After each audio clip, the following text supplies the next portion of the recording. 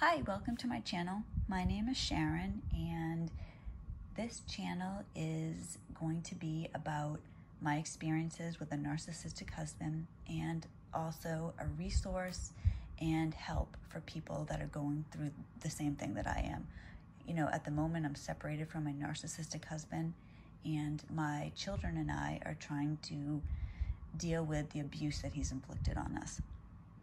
Now, today I want to talk about the silent treatment or stonewalling. I know a lot of you know what this is, but for people that don't, it is when the narcissist will absolutely refuse to speak to you, or they will just use one-word answers in a cold way. You know, for example, do you want to get pizza tonight? Yeah, that type of thing. You know, my husband loves the silent treatment. It's his favorite tactic to use on me, and it is cruel and abusive. It is torturous. You know, the first thing I should mention, though, just to backtrack for a minute, and kind of state the obvious here, but narcissists are extremely mentally ill people. They're evil. They have no love, no empathy, no ability to have a real relationship with somebody. They're selfish and cold, but they're able to act. So you don't always realize this right away. You know, they've been acting since childhood. This begins in childhood. You don't wake up at 25 and you're suddenly a narcissist. You've been a narcissist. But, you know, like anything, if you practice a skill long enough, you can become quite good at it. You know, my husband is a covert narcissist. You know, there's different types of narcissists. A lot of times people think of what's called an overt narcissist, and that is, you know, the in-your-face type that just, they're right about everything. They deserve the best of everything, and they're not afraid to tell you this. Covert narcissists, you know, they're jerks. People see them as jerks. A covert narcissist is a little bit different. For them, they act, and they like people to see them as good people, as generous people. But the reality is that they're not like that at all. These are the people that will be one way in public and totally different in private with their families. And their families really, really suffer. Narcissists are deranged. They're terrible people. And if you are unfortunate enough to be in a relationship with one, you have my deepest sympathy. Now, to get back to stonewalling, what will typically happen is that a narcissist will get offended for some reason. A lot of the times, you don't even know why they're offended. Something sets them off and they will just shut down. And you'll start realizing this, that they're not talking to you, and you start getting confused, and you'll say, "What's wrong? Is something wrong?" And they'll usually just say, "No, nothing's wrong." But it's so obvious that there is something wrong. Now, it could be something really minor. You know, they might expect you to compliment them in some way, and you don't. Or it could be something major. You could say, "Hey, you cheated on me," and they'll just shut down. They cannot confront anything. They expect the best treatment at all times. And if they don't get it, that is it. And if you accuse them of something they did that a rational person could discuss or talk about, no, that doesn't happen. They will just ignore you heartlessly. Now, my narcissist did this at the beginning of our relationship. He was in a fraternity, and his friends were jerks, of course, right? And when I told him this, that his friends were rude to me, instead of doing what a rational person would do and listen to this and maybe talk to his friends or handle the situation, he shut them out. He never talked to them again. That's it. He lost all his friends that way. He had no friends. And these, you know, there were like 2 or 3 people that I had an issue with, a minor issue that he easily could have dealt with. He refused, so he lost all his friends. He didn't talk to none of them. He just decided to cut them all out. Now, that confused me to no end. I'd never heard of somebody doing something like that. But I let it go. And that was a huge red flag.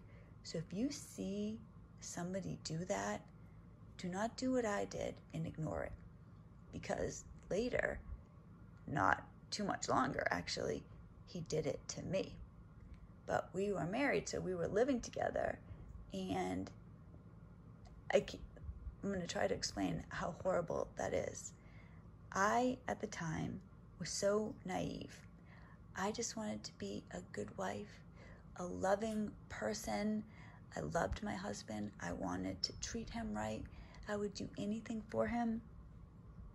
And he made me feel confused, unloved, sick, and desperate for this behavior to end. Now, at the beginning of his silent treatments, it would last a couple hours or a couple days, and I suffered tremendously through this. He, on the other hand, seemed to enjoy it, and that's what they do. They enjoy, they're sadists. They like watching people suffer. And I would just be so happy when he would stop being that way. The relief would just instantly flood to me, and I would be just so grateful, yes, grateful, that he would suddenly talk to me. You know, I didn't know what was going on. I just wanted the torture to end.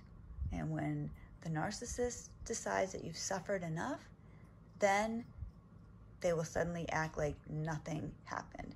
Now, they don't apologize or try to make sure you're okay. They just act like nothing's wrong. And you're so grateful and scared that it's going to happen again that you don't say anything. And this is when they start training you to do what they want.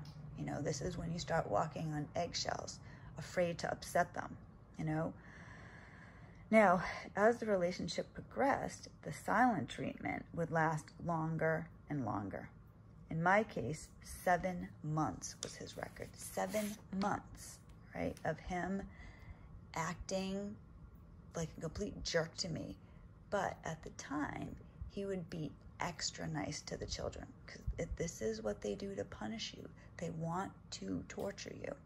So he would act like, you know, he was a great dad. And the ironic thing is that that would be the only time he would be a great dad, you know. And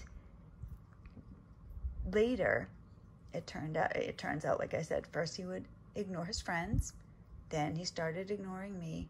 Now he ignores his own children, his, you know, underage dependent children. He doesn't care.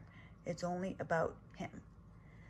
Now, for the last 2 years, my husband has had problem after problem after problem, and I will discuss these problems as my channel progresses. I don't want this video to be too long. So I just want to say before I end, about a year ago, I Googled, my husband won't talk to me. And that is when I discovered narcissism, and that it changed my life. It changed my life. And I also discovered what codependency is, what an empath is. And so in a lot of ways, my husband and I have, you know, the worst possible situation, although not for him because he got all this great treatment. Not so great for me. He's a covert narcissist. I am codependent. Now I'm working on that now, trying to break my codependency. And I've discovered, to my horror, that on both sides of our family, every single man is a narcissist and every woman is a codependent. So there was no chance for me not to be in a situation like this. But now that I know what the situation is, there is just no way I'm not going to change. I have a 16-year-old daughter, and there is no way she's going to carry on with this, you know, family tradition of her being codependent and being treated abusively by her husband. And then she just acts that like she's just grateful if he throws her any crumbs. No, there's just no way. And it's not an easy thing to recover from this. And that's partly what this channel is about. I have deep, deep empathy for anybody going through a situation where they are aware that they're married to a narcissist and they're being abused. Because as the channel goes on, you'll be horrified at some of the things that my husband's done and some of the things that I put up with because I was codependent. And I'm not making excuses for any of this. You know, I acted a certain way. I didn't realize why I was acting that way.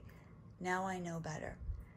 My husband is extremely mentally ill, and that's not something that is forgivable.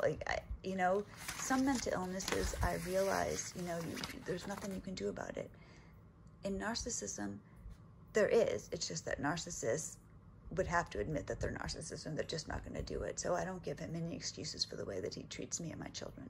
He's an abusive jerk, and so it's excruciatingly painful to be in this situation. And I really want to try to help people. So that's kind of the goal of this channel, is to kind of document what I'm going through, what my children are going through, and to be a resource and help to other people that are also going through this. It's been a big help to me to have an Instagram where there are other people that are going through what I'm going through. You're not so alone. So I'm here for anybody. So if you want to leave a comment, I have my email attached. Please feel free to email me. I really, really want to try to help people and have us get through this together. Because, at the end of the day, the narcissist is never going to change, but we can. So I hope everybody has a good day, and I will see you in the next video.